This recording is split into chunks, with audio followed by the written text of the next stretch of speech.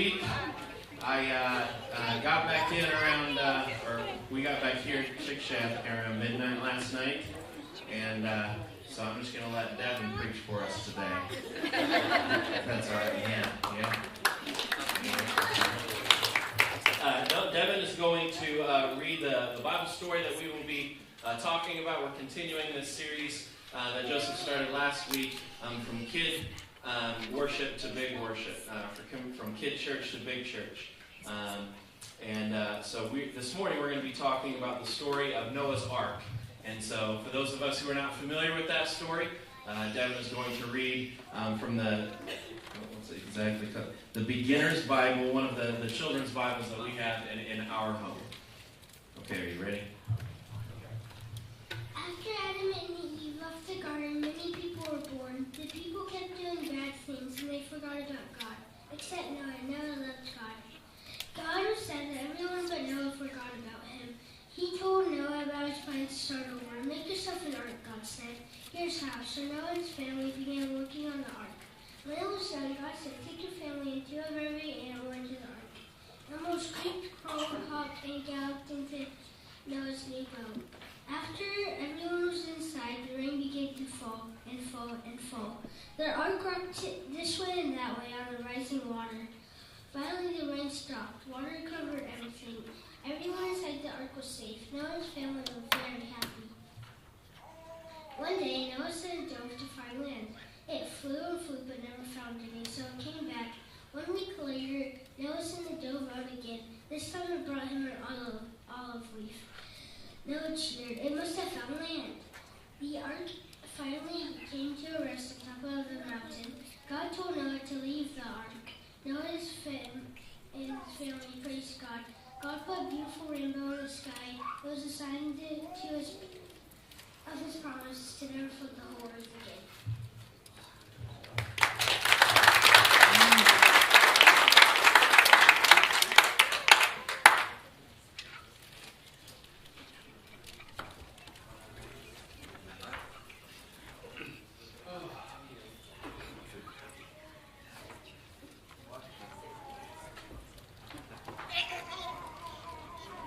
I should have told you that if you would like to follow along with that, you can open to Genesis chapter 6, 7, 8, 9. Is where we find the story of Noah at the very beginning. We want to begin each week by listening to that child's version of the story that we heard just now. They have a way of telling the story obviously in a softened kind of way. There are certain things, I don't know, this is something I've struggled with. There are certain things you don't want to completely expose to a very young child.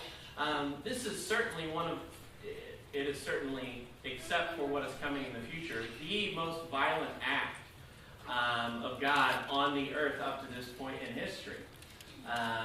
And so we don't necessarily want to discuss all of the nitty-gritty details, but I do wonder what we sacrifice when we don't prioritize the fear of God, not only in ourselves, but in our children. That's just something I kind of struggle with and wonder where our own personal wisdom may run apart from God's wisdom in Scripture. One of the things that's said in the story there, and I'm sure that it's one that we are all very familiar with, is that God was sad because the people had forgotten him. And of course, this is a way of them softening what was actually happening in the world at that time. And it also says this kind of comes almost right after the story of Garden of Eden. And relatively speaking, it does, but it's worth noting that some 1,600 years of history have passed. If you look in Genesis chapter 5, you see this genealogy that runs from Adam to Noah, and it talks about the lifespans of these 10 generations who lived on the earth. Some of them with great results, and some of them maybe not so much. But the condition that the earth had reached at that time, just prior to the flood, I would say, is probably even worse than it is now. You imagine the evil that is in the world now. You imagine all of the awful things that we know happen on a daily basis. I think the world was at a point in Noah's day where it was even farther away from the will of God. Let's look at some of the things it lists here in Genesis chapter 6 as it describes the world at that point. It talks about how great wickedness had gone across the entire earth. And that's something we could say, well, that's true now. Great wickedness exists on every corner of this earth. But here's one that I don't know if it applies to our current world. Every intention of the heart was continually evil. For everyone on earth, every intention of their heart was on evil all of the time. There were no redeeming moments. Now, when I look at the world, I see a whole lot of evil intentions, and I see a whole lot of evil people and evil acts. But you do still see moments of love and grace and gratitude, right here and there. It doesn't seem to me that it is only evil all of the time. And I think the reason for that is the presence of the Church of Jesus Christ on the earth at this time. I think if you remove the Church of Jesus Christ from the earth for the past 2,000 years, then you're going to have a world that looks a whole lot like the world that Noah was living in. I always go to my mind and I think about the state of Joplin, Missouri, immediately after the tornado went through on May 22nd, 2011, and how pivotal the church was in bringing that town back to life. You know, Joplin, it exists kind of in an isolated way from any other major city. One of the things people always ask me, how do you compare the Joplin tornado to the Moore tornado? Now there's 2 Moore tornadoes. Well, one of them is Moore has this whole huge surrounding infrastructure to it. It has all of Oklahoma City and Norman and all of these hospitals and agencies that were able to rush in after those massive tornadoes. Joplin didn't have this, at least in any sort of an immediate way. It only had 2 hospitals, one of which was destroyed in the tornado. And the church united in such an incredible way that the recovery and the immediate relief efforts were almost all spearheaded by the church. They were almost all spearheaded by believers in Christ uniting, not even just around specific congregations, but just uniting as the church. It was an incredible thing. Now, you take the church out of Joplin, and that tornado goes through, I hate to think of what the aftermath of that would have been like. You know, God's shining light, that city on a hill, exists in this world. That city on a hill did not exist in Noah's day. And in fact, Noah was it. Let's look. It continues to say, grieved the heart of God. You know, the children's version made God sad. Well, it's a little bit more than that. It grieved him to the point where he regretted the presence of people, the presence of flesh on the earth that he had created. Their rebellion created regret in his heart. It says that there was corruption everywhere. He uses the word corruption 3 or 4 different times. It says the earth is filled with violence. Now, the corruption and this violent world, this is something that we can relate to as well. But I think that since every inclination of everyone's heart was always evil, I think this was a very dangerous place to live. Now, we don't live in safe times. We aren't guaranteed tomorrow. But I think relative to the world of Noah, I think we live in pretty safe times, especially when you consider where we are living. Now, it's significant that when you consider all of this, the condition of the world at this time, the next sentence that you see in Genesis, it says, verse 8, but Noah found favor in the eyes of the Lord. It wasn't a family. It wasn't a nation. It wasn't a gathering of like-minded people. It was one man found favor. In the midst of an entire world consumed with itself and consumed with evil and violence and corruption, there was one man who found favor in the eyes of the Lord. Now, on one level, that should be encouraging to us, that in an entire world full of corruption, God is able to see the one man of righteousness. Because for us, many times when we look and we are overwhelmed by the condition of this world, it's easy for us not to be able to see the places of righteousness and grace and love. But God can look into a world consumed by violence, and He can see that one person of faith who is living a life for God. I find this encouraging because as believers, I'm sure you've been in a place where it seems like you are trying to live out your faith alone. Whether it is in your family or your workplace or your neighborhood, whatever it be, among your high school classmates from years gone by, and it seems like you are the only one. God sees you in that place. If He could find Noah's righteousness across the entire earth, He can see when you are choosing to live faithfully before Him as well. I want to read to you a fairly big chunk of text, verses 13 through 21. God looks down. He feels regret. He is grieved in his heart. He decides that the days of men are going to come to an end. But because Noah has found favor in his eyes, he's going to begin over with this one solitary man. And so he comes down into Noah's life, and he brings this message. And I just want you to, I know this is a very familiar story to you, but I want you to think about how insane this message that God brings to Noah is as we read it. Starting in verse 13. And God said to Noah, I am determined to make an end of all flesh, for the earth is filled with violence through them. Behold, I will destroy them with the earth. Make yourself an ark of gopher wood. Make rooms in the ark and cover it inside and out with pitch. This is how you are to make it. The length of the ark, 300 cubits. That's roughly 150 yards. Its breadth 50 cubits and its height 30 cubits. Make a roof for the ark and finish it to a cubit above, and set the door of the ark in its side.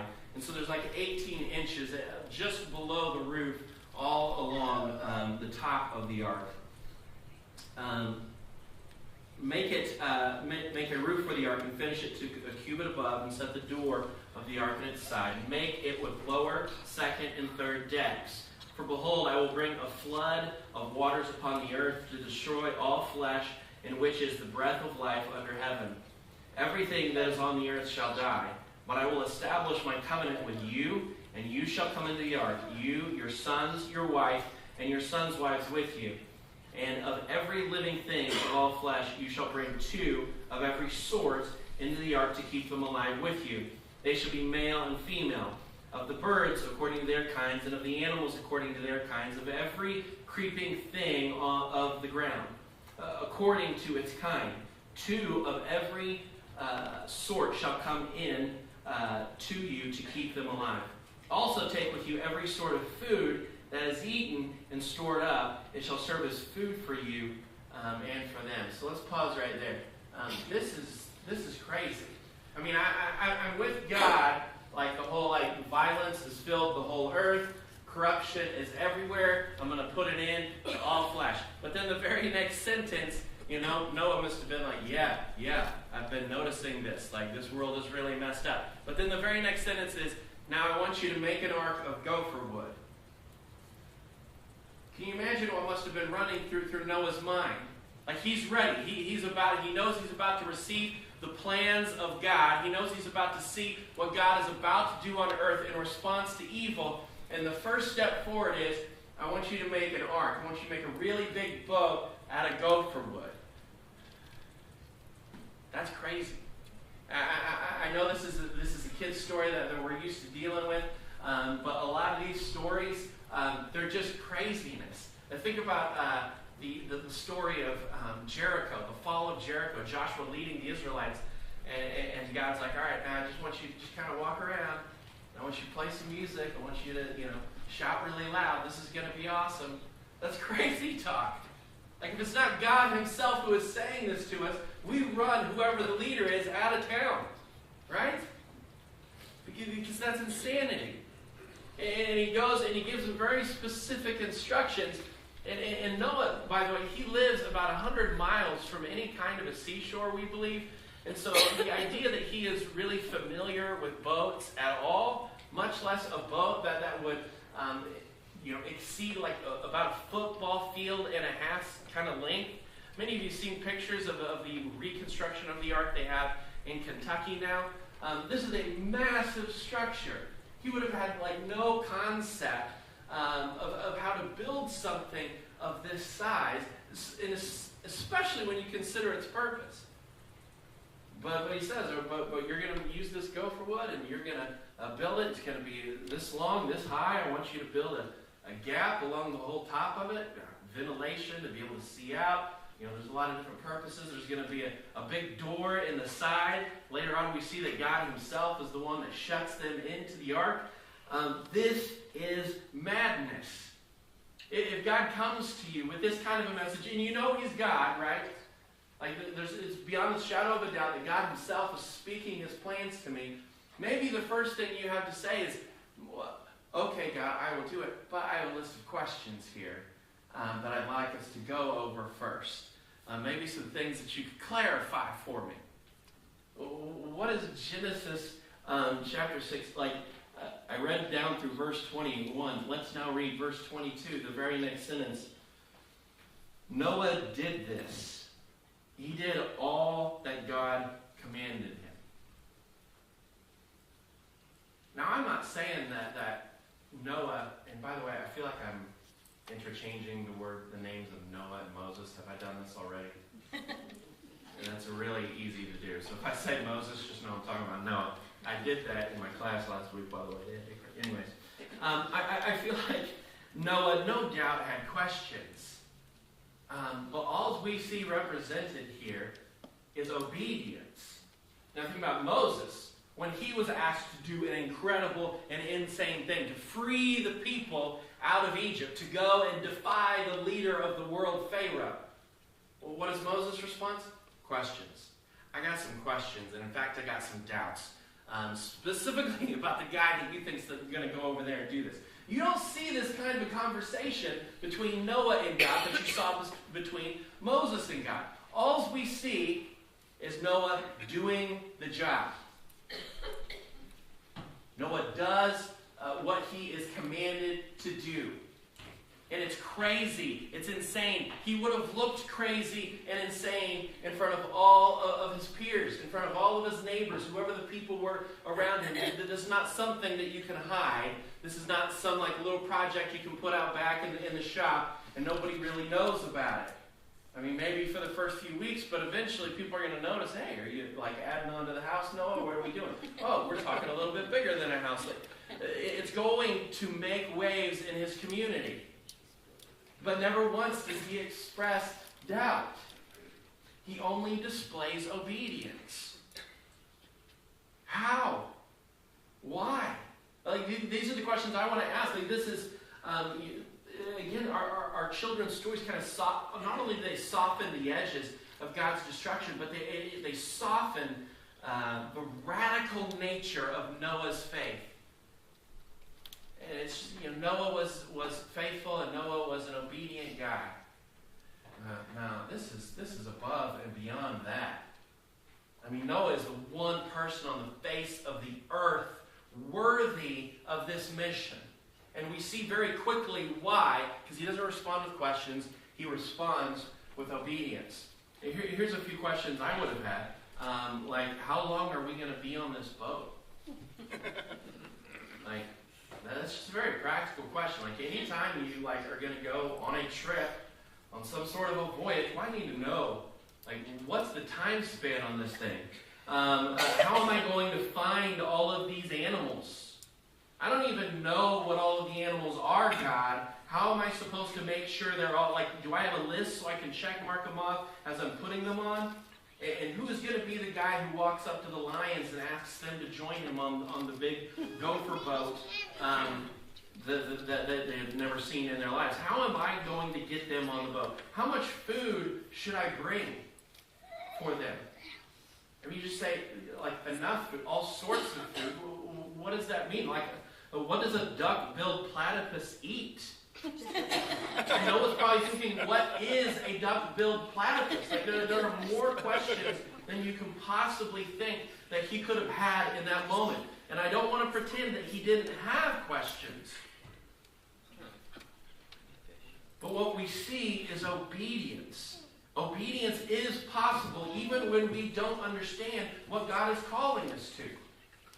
Sometimes we think we have to have the whole game plan outlined out, point by point. I need to know how this is going to process through so that I can participate in it, so that I can know if this is worthy of investing my life, of sacrificing a part of myself. He's given the task of creating a boat. And based on what we read there in Genesis 6, based on what we see in Genesis chapter 10, when it talks about the lives of his children, we're guessing it took somewhere in the neighborhood of 70 years. 70 years for him to build this. If you look earlier in Genesis 6, it talks about how God said when he makes up his mind, 120 years, that's all people got. That's all I'm allowing them from this point on. But then by the time he speaks to, it's this kind of complicated math thing. By the time he speaks to Noah, he's talking about, hey, your sons and your daughters, and so when you do the math, like 70 years he has to build this. You could give me 70 years. I'm still not producing a boat like that, by the way. It's just not going to happen. Think of the patience required by Noah. I mean, he goes out and he chops down his first gopher tree to begin the construction of this boat. And while this gopher tree is falling down to the earth, the first of the gopher trees to be sacrificed to this ark that will save the human race, a seed falls from this tree. And this seed finds soil. Somehow, like all seeds, it gets down into the ground, it finds good soil, it finds water, it finds sunlight, and a little gopher tree sapling comes out of the earth. And protected by the elements because of the place that this seed went into the ground, it begins to grow and grow like all trees do. And over decades and decades, its trunk becomes strong and its roots go deep. And eventually, Noah chops it down to continue working on his boat. Like that. I mean, so many of us have been given things by God to do that ask of us, months, that ask of us years, that may be even, especially when we think about the covenant of marriage, they maybe even ask of us 40, 50 years, 60, 70 years even. Especially when we talk about the covenant of marriage, we're seeing something producing immediate fruit, aren't we? See, we are a people who like to see the results of the work we're doing. Noah's just still building a boat. Here's a question you might have had. God, what's rain, by the way? What do you mean there's going to be water? Like enough water to lift this boat off the ground? Like, what does that even mean? But for decades and decades, he perseveres. How and why? Let's read what the writer of Hebrews has to say in Hebrews chapter 11. In verse 7, he gives two sentences to discussing this story of Noah's Ark. By faith, Noah, being warned by God concerning events as yet unseen, in reverent fear, constructed an ark for the saving of his household, and became an heir of the righteousness that comes by faith. I think you see two motivations for Noah in this passage here. One is, why does he do it? He trusts God. It's by faith. It's concerning events that are as yet unseen, not only to his eye, But in the eye of the history of the world, nothing like this has ever happened. And so he's not trusting that God is saying, hey, remember what happened 150 years ago? That's going to happen again. No, God has prophesied something to him that the world can't even conceive. And his whole life becomes a reflection of his belief in that truth. For how many of us can that be said to be true? God has promised something to me. God has shared with me a vision for the future. And this vision for the future is something that has never occurred in the entire world and no mind on earth can conceive of. But from this moment forward, my entire life will be a reflection of my belief in that truth. There had to be days when Noah was weaker or stronger than the day before. There had to be days when he's out there sanding down a piece of gopher wood. That he thought, what am I doing with my life? I'm going to spend it all on a construction project that I don't even understand. It was his faith in God that moved him from one day to the next to the next. Not just for 7 days or 30 days or 365. We're talking 20, 30,000 day by day moments of faith.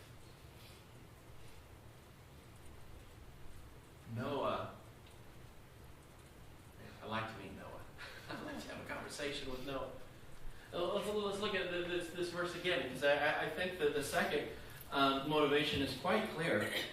Again, it says, by faith, Noah being warned by God concerning events as yet unseen, in reverent fear, constructed an ark for the saving of his household. One of the, and this is human nature, like it's just easy to understand, right? He has to save his family. If God's promises are true, if God's destruction is imminent, then I am getting my wife and I am getting my boys and their wives, and we're getting on this boat. And I don't care what I have to do. I don't care what I have to sacrifice. There is nothing more important in my life than making sure that me and my home are saved from the coming calamity. Nothing. I mean, you can imagine that Shem, Ham, and Japheth were required to join in on the construction process at some point, right? That would have been the first thing I would have done, is enlist my sons. Now, this promise wasn't given to Shem, Ham, and Japheth. God didn't sit down and have a conversation with them. They're hearing secondhand from their father. And so their questions would have been much bigger and much more profound. But they respected their father so much so that at the end of the day, when the boat is done and the door is open, they're still there. They're still there, and they walk through the doors with their father. And I imagine there had to be a lot of conversations between Noah and his sons. You're getting on this boat. You may not understand what the purpose of this boat is or what God is going to do, but we are all going to be inside, because I know that whoever's on the outside is going to suffer the wrath of God. He was so sure of this coming calamity, not of its timing, but of its reality, that he gave everything he had for this project. And this is a place where our children's stories soften the story. Can you imagine being on the inside of that boat? When we tell our kids it's kind of a happy-go-lucky, hey, there's all these animals, you're just like moving along with this mobile zoo, and the waves bounce you back and forth a little bit. And there ain't no rudder in this thing. They are hitting up against mountains. They are being tossed back and forth by the sea, all while to the soundtrack of millions upon millions of screaming, dying humans. Because the people didn't know what in the world Noah was doing, but I promise you, they figured it out. They figured it out too late. We read a passage this morning in our Sunday school class, Matthew 24. And Jesus is telling the disciples there on the top of the Mount of Olives, he says, my coming will just be like the days of Noah. Because back in the days of Noah, right up until the day the rain started, they were having marriage ceremonies. They had no clue what was coming to them. There may have been a few who heard the words of Noah when he tried to explain what he was doing. But there was no belief, there was no conception of what God was about to do to the earth. Except for in the mind and in the heart of Noah. And he passes down this faith to the next generation because his sons, his daughters-in-law, and his wife willingly follow him right up into the boat. Everything he was doing was out of his faith, but it was also for the love of the next generation. We could talk about our families, like our individual families in here, and we could talk about our big church family right here, right now.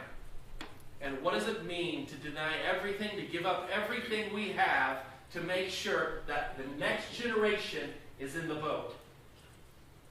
How do I give up everything in my life to make sure that my son, who sat here and read to you this story, is on the boat that he read about? Well, I have to commit my entire life to chopping down gopher trees. I have to commit my entire life to drawing schemes and planning out the architecture of a life that doesn't make sense. When the world looks at our priorities as a family, when the world looks at the way we spend money, the way we spend time, it should not make sense to them.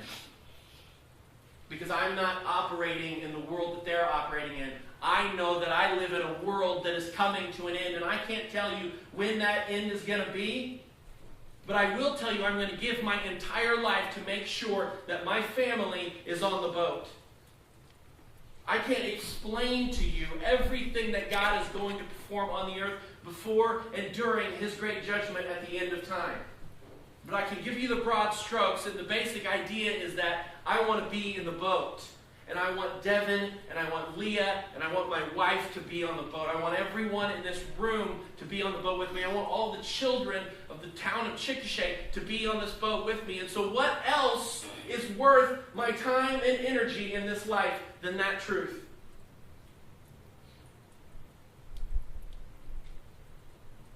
What else is worth making important in the lives of my children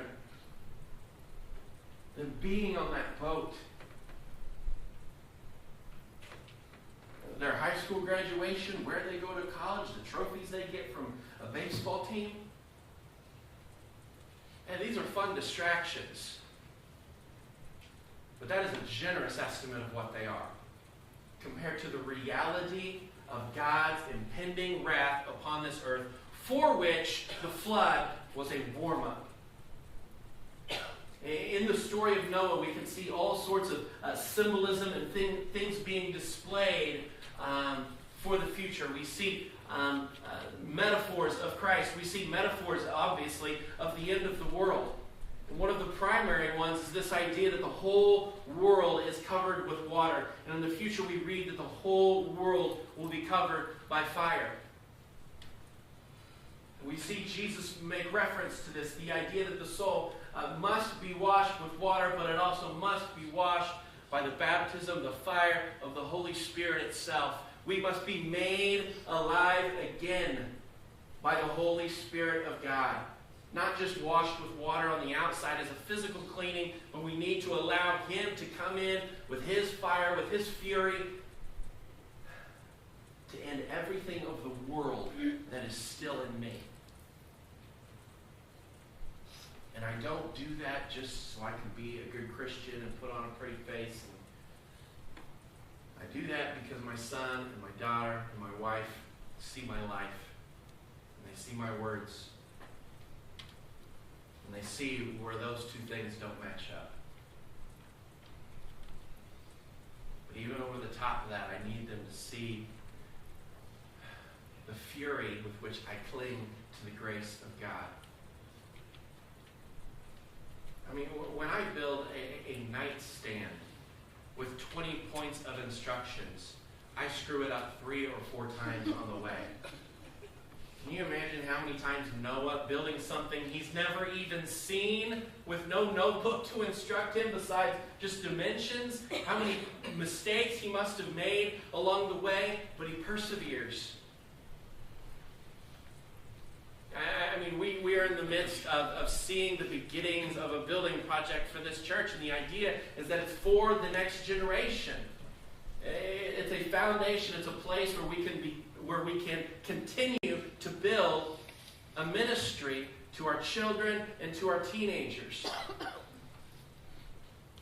Well, this project, by the time it's all said and done, and if we go back to when it was first conceived maybe 10 years ago, well, let's say all in all, it takes a dozen years to complete. Some of us huff and puff and impatience. Oh, really? What level of sacrifice and energy is not worth us giving everything for the little ones who sit in this room right now? For the little ones who sit up above us right now, learning the truth of the Word of God. Listen up, fathers. This is your purpose. This is what you were given that little boy or that little girl for. To pass on truth, to pass on grace and salvation from one generation to the other. Everything else is a distraction. Let's be singing this morning. Let's approach God in worship and humility. Let's ask God for the patience of Noah, for the vision of Noah, so that we can live on this earth, which is in a place sitting before the impending wrath of God. Let us have the faith and vision of Noah, so that our future generations will enjoy the blessing of Noah as his did. So let's worship.